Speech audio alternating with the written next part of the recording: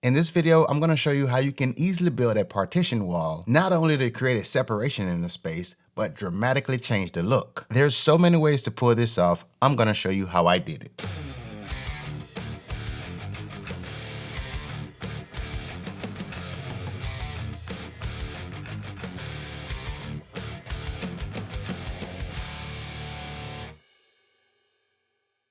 I could have built the wall and put it right in this existing opening. The reality is I didn't have to disturb this stone, but being that I was on a mission to modify this area around the tub, plus I wanted to push the wall back, it just made all the sense to remove it. Once I was done with the modification around the tub, I closed it up. So now I'm ready to take some measurements to start the partition wall. I measured the wall in 3 different locations, the 2 ends and the middle. If the measurement is consistent, then great. If not, I'm gonna go with the shortest measurement. On screen, I'm showing an exact measurement of the wall I constructed. This is just to give you some inspiration, but keep in mind you can do whatever you want. When you're looking at the wall, the last thing I wanted to see was the end grain of the wood. So I made sure the one on the face goes all the way from the wall up to the ceiling. Once I had a plan, I can mark the parts and cut them on the miter saw.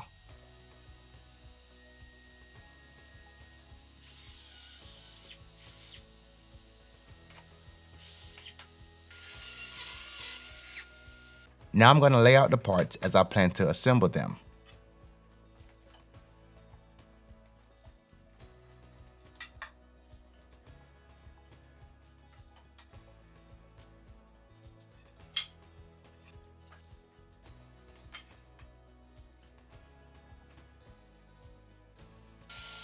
For the frame of the wall, I'm going to join them with pocket hole screws.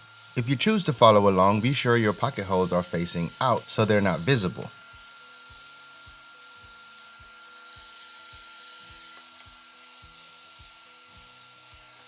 I'll start by joining the parts together, creating 2 L's, then I'll put them together to create the frame.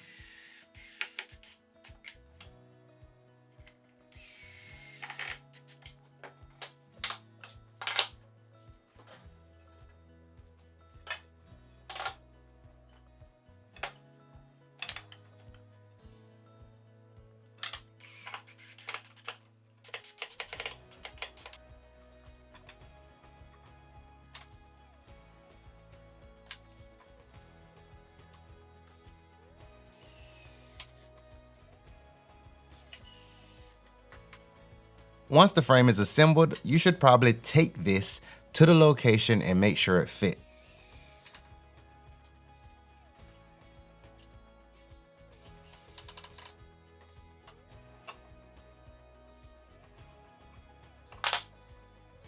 Now back at the miter saw, I'm going to make some little blocks which I'm going to consider spacers. I'll set those off to the side, then I'll start to install the individual slats.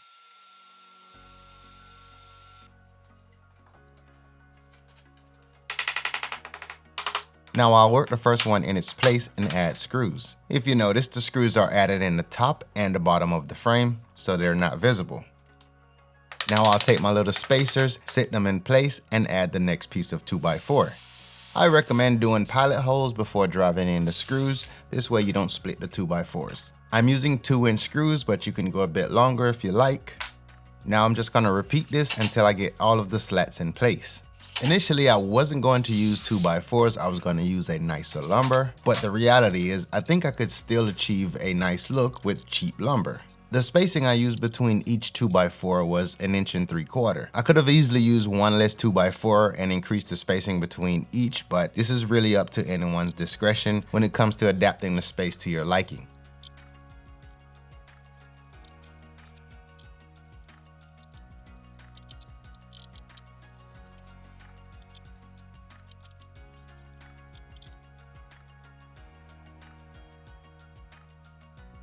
Now I'm going to take the wall and put it in its place and nudge it to right where I want it.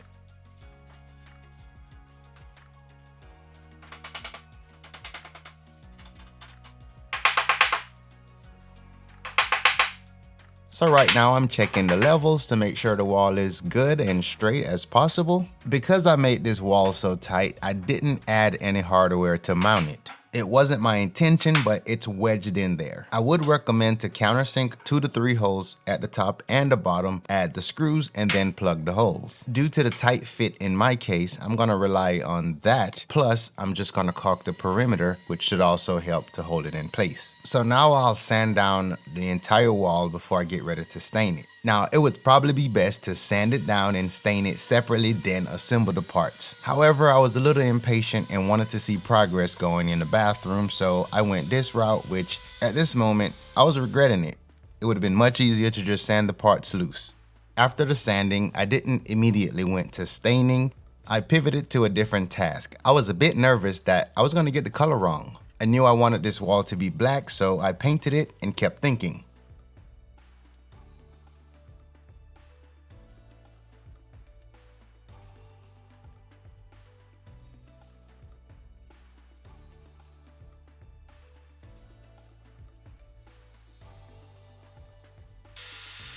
As I was thinking about the wall, I decided to broaden the base just so you have more space to store things. I also thought it would make that area look a bit more complete.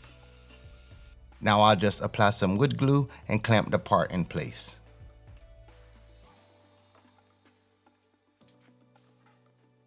Usually when the end grain is stained, it appears darker than the rest of the wood. With that in mind, I ripped a thin piece of 2x4 and attached it to the end grain. This way, once it's stained, the shade of it will match the rest of the 2x4.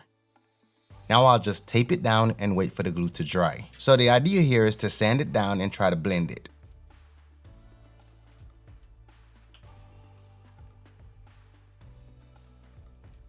Eventually, I stained the test piece using a rag, and I was okay with it. Well, when I went to do the entire wall, I went to use a brush. The stain was going on way darker than I was hoping for. I kept my calm and just finished this one 2x4.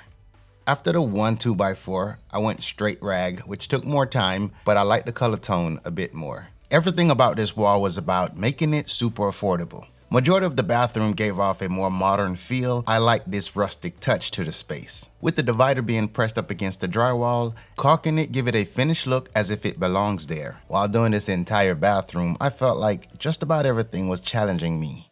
Even trying to make a decision on should I paint the baseboard black or leave it white. Ultimately, the black baseboard on the black wall just worked out better. The wall came a long ways, from tearing down the steps next to the bathtub to rebuilding the wall to then installing this partition wall. Not only does the bathroom feel like it gained more space, but it looks like a feature in the room. Whether it's in your bathroom or you want to divide any other space in your house, could you see yourself doing something like this? Alright, so that would do it for this one. I will see you guys in the next video.